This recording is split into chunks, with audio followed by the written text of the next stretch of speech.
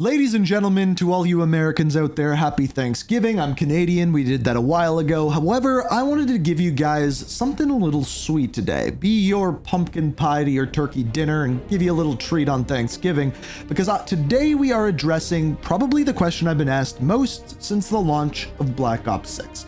Pretty much on every single video, everyone's asking, what's going on with Alex Mason? Is he alive? Is he dead? What has happened to him? Well, today we are going to answer that question. And to do so, we are going to look at every single time there is a reference or Alex Mason is brought up within the campaign, within the story, and talk about what it actually means and whether or not he's alive, he's dead, what exactly is going on with him. And to fully understand this, first, we have to talk about what happened to Alex Mason. So there's actually a summary right in Black Ops 6. There is a note that you can find written to Sev from Troy Marshall. It says this: Sev, you were asking about Woods.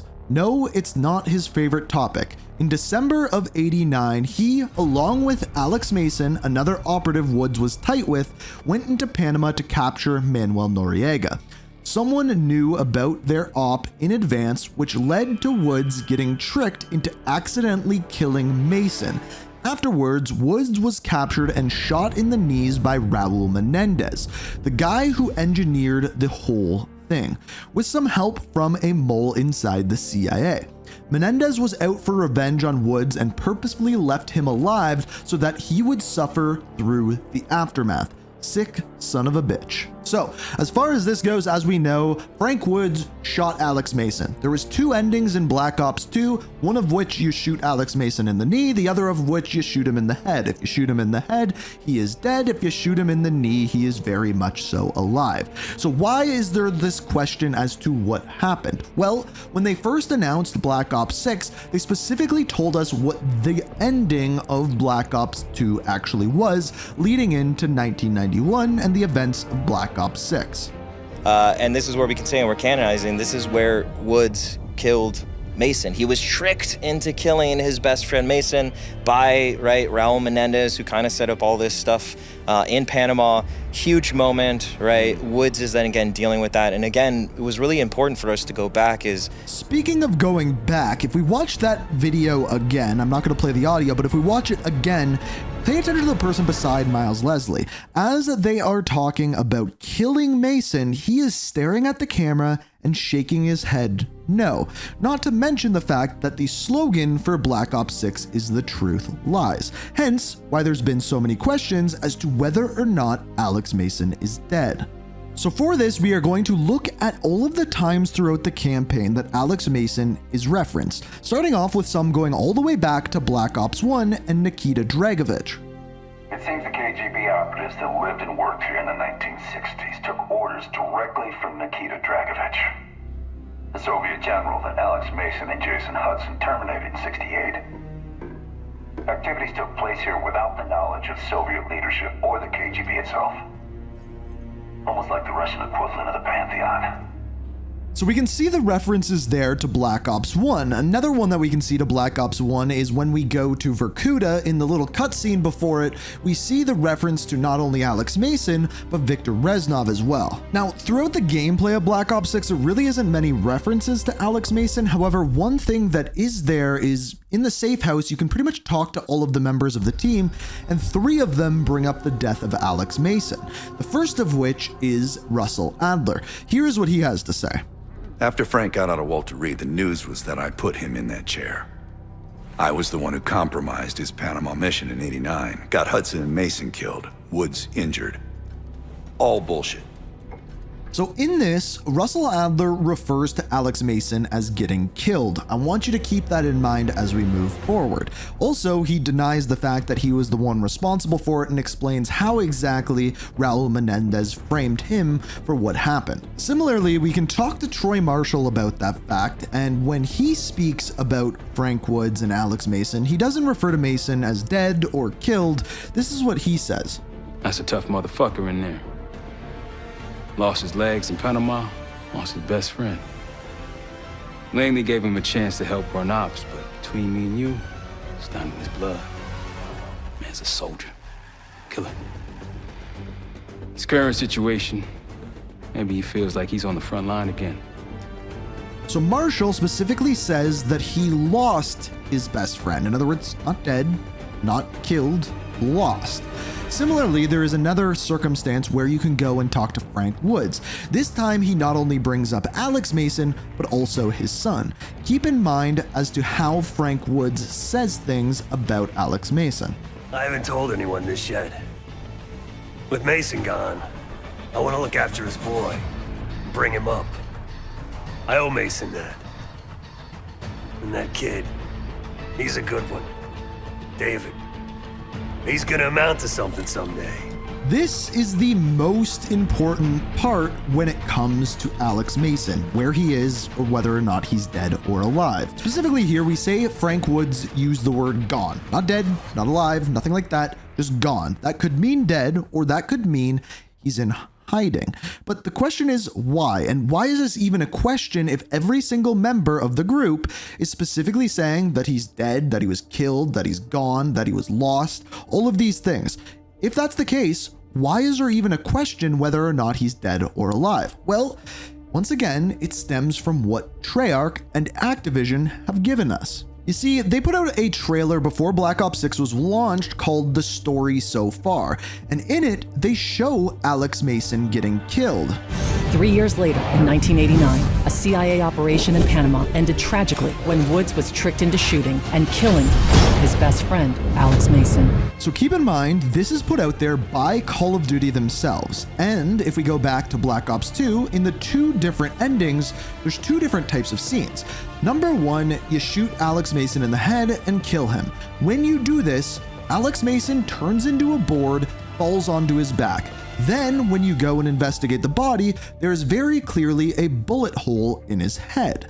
However, when we watch what they showed us in that trailer, he very clearly crouches off to the side, and then when you go and look at the body, there is no bullet hole in the head. If we go back to Black Ops 2, if you shoot him in the knee or anything along those lines, he crouches, and when you go and investigate the body, there is no bullet hole in the head. In other words, the cutscene that they showed us in the story so far is from when you don't kill Alex Mason. So do we have an answer whether or not Alex Mason is dead or alive? If we go based off of the evidence given to us throughout the campaign, he is dead. Every single member of the team refers to him as gone, dead, killed, or lost. However, if we dive a little bit deeper, there's some evidence that tells us that he is not. That trailer that was put out by Call of Duty themselves specifically shows us the ending where he did not die. On top of that, I found it interesting that all of the notes put around the house, the safe house within the campaign, were labeled from M, not Troy Marshall, who they're said to be from, just M, putting that idea in our head that maybe these are indeed from Mason. It was a little confusing, but strange nonetheless. But here's the thing, we can actually get a solidified answer and get it very, very soon. The reason why I say this is we have to take a deeper look at the two actual endings from Black Ops 2. The first one that we are looking at here is if you kill Alex Mason.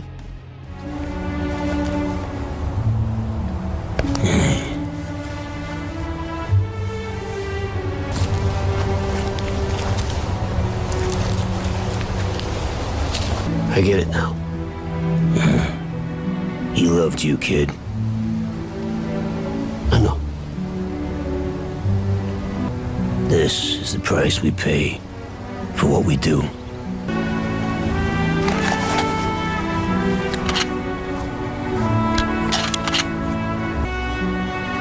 I'm done, Sarge. Good. He's happy to hear that. You talking to the dead now, Sarge? Nah. They talk to me. So the important part there is that David Mason retires. He stops working for the military altogether. Whereas this is the ending if you do not kill Alex Mason. Hey, Woods. You look like hammered shit. You stay right there.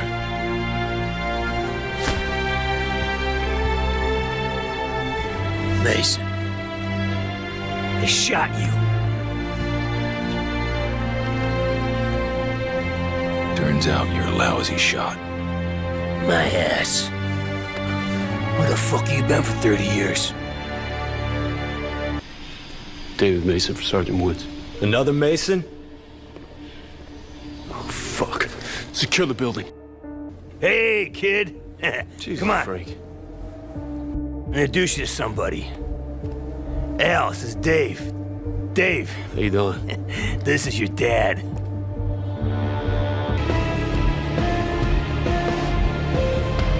Dad.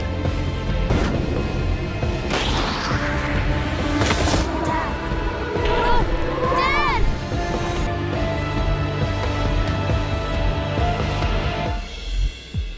What the fuck? Oh, you got a couple of fucking broads. Work this shit out on your own. Need some smokes. You still got that scar?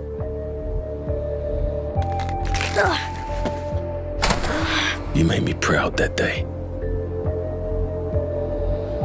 I fell. Yeah. But you got back up.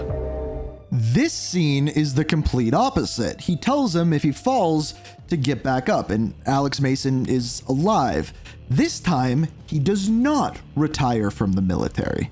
Now, to be quite honest, the answer to this question doesn't really matter. Either way, Alex Mason is gone for 30 years. The reason why is because with Raul Menendez alive, Alex Mason fears that if Menendez knew this, he would go after David Mason just like he did in Panama to use David Mason against Alex Mason. So he stays in hiding for 30 years to protect his son. We know that this is canon and what happens in Black Ops 2. We just don't know whether he's dead or alive. But we do know one thing. Next year, we are said to be getting a sequel to Black Ops 2. A sequel that is supposed to be having David Mason in it. Now, if those rumors are true, when the game starts out, if David Mason retired, just like Alex Mason was retired at the beginning of Black Ops 2, this would tell us that indeed Alex Mason is dead. However, if David Mason never retired and has been in the military the whole time, Alex Mason is alive.